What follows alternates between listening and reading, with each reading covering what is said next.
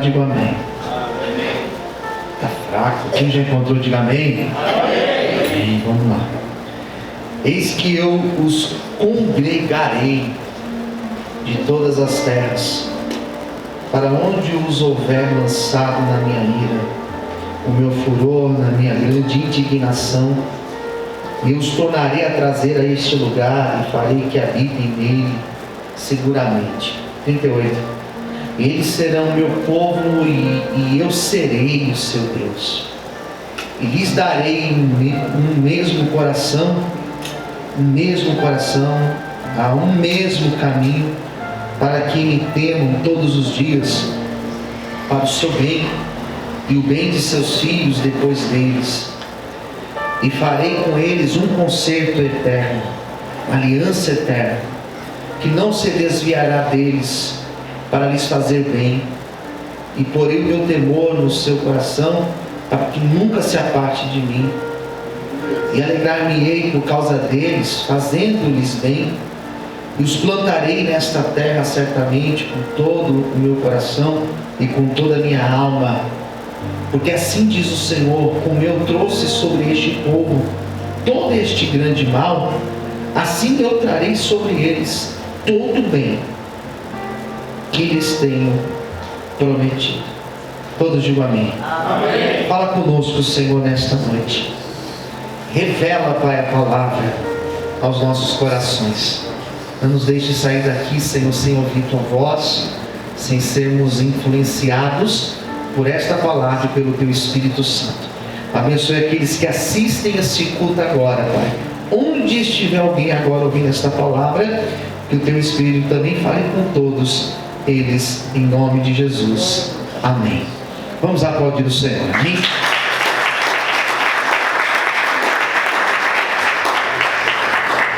Temos aqui nesse trecho 4 promessas de Deus. 4 promessas de Deus para o povo de Israel. Nós vamos falar dessas 4 promessas hoje. Mas é importante nós entendermos que essas promessas, elas aconteceriam, elas iriam se cumprir depois de um processo que esse povo passaria. Se a gente for ler com mais atenção os versículos, versículo 28, versículo 29, 30, até o 36, nós vamos encontrar Deus exortando esse povo. Deus dizendo para esse povo acerca do juízo e das consequências que eles teriam que sofrer, que eles teriam que pagar, né? Que eles teriam que passar para que Deus cumprisse essas promessas sobre a vida deles. Então nós encontramos esse povo sendo corrigido por Deus por alguns erros que eles tinham cometido. Quais são os erros? Nós vamos destacar 3 nessa noite. Primeiro, o erro da idolatria. A idolatria que esse povo cometeu foi colocar outros deuses no lugar de Deus. Todas as vezes que nós colocamos um Deus com a letra minúscula, ou nós colocamos qualquer coisa que seja no lugar de Deus, nós estamos cometendo o erro da idolatria. Se eu ponho um emprego, se eu ponho a minha família, se eu ponho o meu prazer, se eu ponho qualquer coisa no lugar de Deus, eu estou cometendo o erro da idolatria. Então a primeira palavra que Deus está dizendo para eles foi: olha, vocês colocaram outros deuses no meu lugar, idolatria. O segundo erro que Deus aponta a este povo é o erro da rebeldia. E o que é rebeldia? É Deus nos direcionar, é Deus nos dar a palavra dele e nós irmos contra a palavra de Deus. O que é rebeldia? É a teimosia. O que é rebeldia? É eu lutar contra a vontade do Senhor. Às vezes Deus nos direciona, Às vezes Deus coloca propósito no nosso coração, às vezes Deus coloca situações na nossa vida para nós tomarmos, para nós irmos, e às vezes nós somos rebeldes à direção de Deus. E a rebeldia, ela traz problemas para a nossa vida. Então Deus fala sobre idolatria, Deus fala sobre rebeldia. Em terceiro lugar, Deus fala sobre afastamento da sua presença.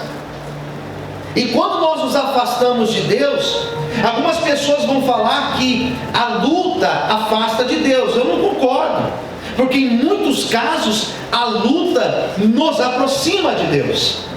Quem concorda, diga amém. A luta a gente busca, a luta a gente ora, a luta a gente vem para a igreja, a luta a gente volta a buscar a Deus. A pandemia, que foi uma luta muito grande, muitas pessoas se afastaram da igreja, se afastaram de Deus até mesmo, mas também o contrário aconteceu. Muitas pessoas que estavam numa zona de conforto voltaram a buscar a Deus. Então esses três erros que esses homens e essas mulheres cometeram, são três erros que eles são repetidos, eles são reproduzidos até os dias de hoje.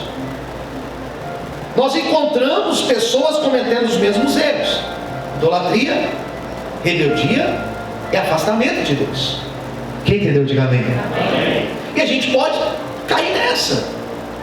Ninguém aqui, do pastor ao último que está na porta, ninguém aqui está isento.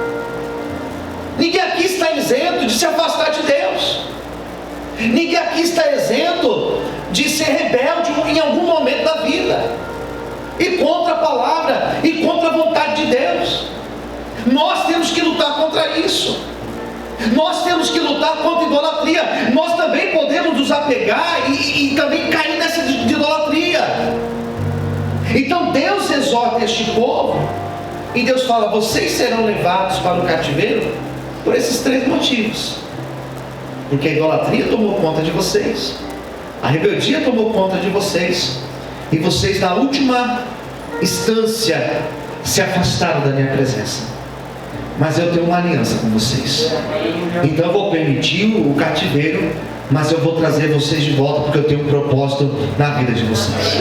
Então, queridos, bom, eu li esse texto e eu encontrei aqui 4 promessas, que elas iriam acontecer depois de todo esse caos no cativeiro. E quais são as 4 promessas? Pega a sua Bíblia para a gente ler e fechar aqui essa profecia no capítulo 32, porque hoje eu encerro. Primeira promessa que Deus fez está no versículo de número 37, que diz assim: eis que eu os congregarei de todas as terras, vou trazer de todas as terras, para onde os houver lançado na minha ira e no meu furor e na minha indignação, e eu os tornarei a trazer a este lugar, e farei que habitem nele em segurança, nele seguramente, em outras palavras. O que Deus está dizendo? Eu vou trazer de volta, e eu vou restaurar a vida de vocês. Deus é Deus de restauração. Diga comigo: Deus é Deus de restauração. Deus restaura, queridos. Deus pode restaurar. Deus pode restaurar famílias, por exemplo. Deus pode restaurar pessoas. Quem crê assim, diga amém. Deus pode restaurar um casamento destruído. Deus pode restaurar um ministério. Deus pode restaurar a história de uma pessoa que chegou no zero, que voltou lá na estaca zero. Deus pode restaurar a história de alguém. Deus pode restaurar chamados. Deus pode restaurar a vida da pessoa. Quando a pessoa se abre para Deus, quando a pessoa se permite ser tocada por Deus, Deus restaura. A obra de Deus é uma obra de restauração. Leia de Gênesis até Apocalipse, você vai ver Deus restaurando, você vai ver Deus curando, você vai ver Deus fazendo coisas novas.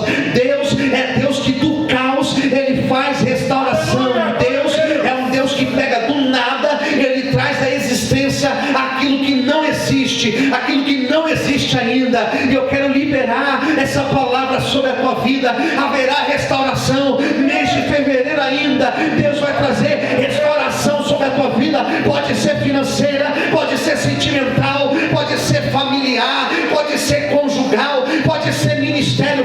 Deus, Ele vai restaurar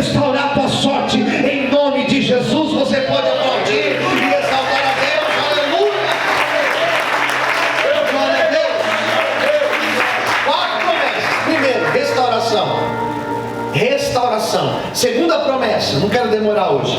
Qual que é a segunda promessa? Versículo 38, pega aí. Eles serão meu povo, e eu serei o seu Deus. Eles serão o meu povo, e eu serei o seu Deus. Quando eu li esse versículo em casa, quando eu meditei nessa palavra, eu falei: Senhor, em algum momento o Senhor deixou de ser Deus deles? Eu li, eu falei: será que em algum momento? Por isso que é importante a gente refletir no texto, né? Eu falei: será que em algum momento teve esse negócio de deixar de ser Deus deles? Será que alguma hora Deus falou assim: você não é mais meus filhos? Ou eles disseram: o Senhor não é mais o nosso Deus?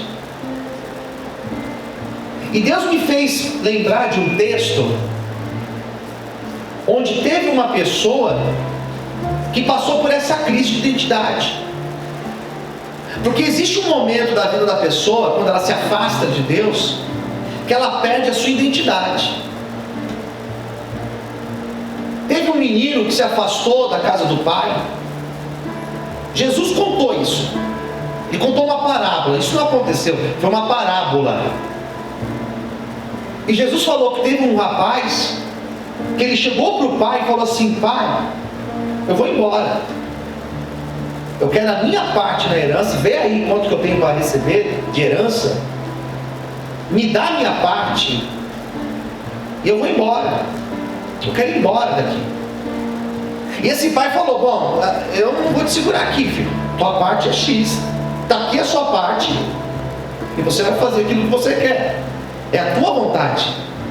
Quem entendeu, diga amém. Cuidado, porque Deus respeita a tua vontade. Deus respeita. Isso é bom e não é bom também. Deus falou, o pai falou assim: você sabe. E ele foi. E a gente conhece a parábola, que ele gasta tudo, perde tudo, quer comer comida dos porcos, porque estava com fome. E quando ele volta, quando ele cai em si, eu amo esse texto porque tem essa expressão, cair em si. Ou seja, ele voltou, né? Quando ele cai em si, ele falou: olha, eu estou aqui, eu não sei o que estou fazendo aqui, porque quem trabalha para o meu pai vive melhor do que eu. E ele volta, só que ele volta em crise. Eu no domingo agora, vai ser o terceiro dia do seminário, e eu vou falar no seminário desse domingo sobre a culpa. Estou até dando já uma antecipada aqui do que eu vou pregar domingo, um spoiler, né? Culpa, sentimento de culpa. A cura da alma precisa tirar esse sentimento de culpa. Esse filho, quando ele volta com sentimento de culpa. E ele volta dizendo: pai, lembra do discurso dele? Pai, eu quero voltar. E o Senhor não precisa me tratar como filho, basta me tratar como um funcionário seu. Me contrata para ser um funcionário seu. Sabe como se chama isso? Crise de identidade.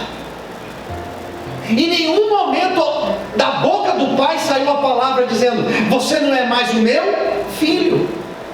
Em nenhum momento o pai falou assim: eu não tenho mais nada contigo. Ele que entrou nessa crise.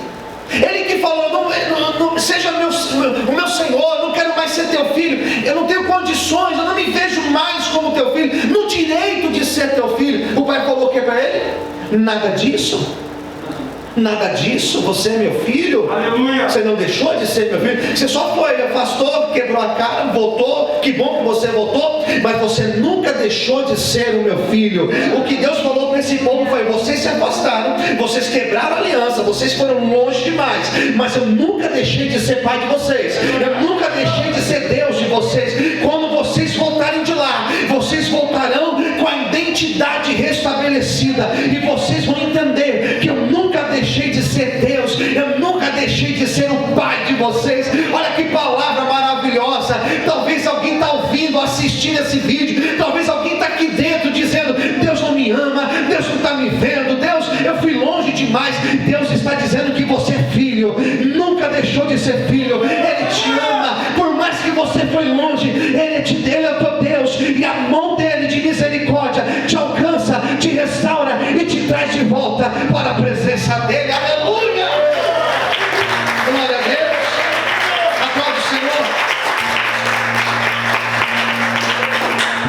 deixou de ser. Mas chegou a pensar. Mas se afastou. Se afastou. E quando a pessoa se afasta, ela abre uma legalidade na vida. Diga para quem está ao seu lado: jamais se afaste da presença de Deus. E sabe uma coisa, irmãos? Nós precisamos ter autocrítica. Ouviu? Quem ouviu, diga amém. Autocrítica. Eu não estou bem, não. Nós aqui que somos obreiros, aqui tem mais obreiro do que membro, eu acho, hoje. Nós precisamos fazer essa autocrítica. Eu estou meio distante, eu estou meio relaxado. Eu estou meio longe, eu preciso voltar, eu preciso orar mais. Sabe o que eu percebo? Que tem momentos que eu tenho que vir para a igreja orar, irmãos. Que tem momentos que eu tenho que ir para o monte orar. Que eu tenho um momento que eu preciso buscar a Bíblia, ler mais a Bíblia. Porque eu percebo que eu estou me afastando. Ué, pastor, mas o pastor não é pastor? É, mas acontece.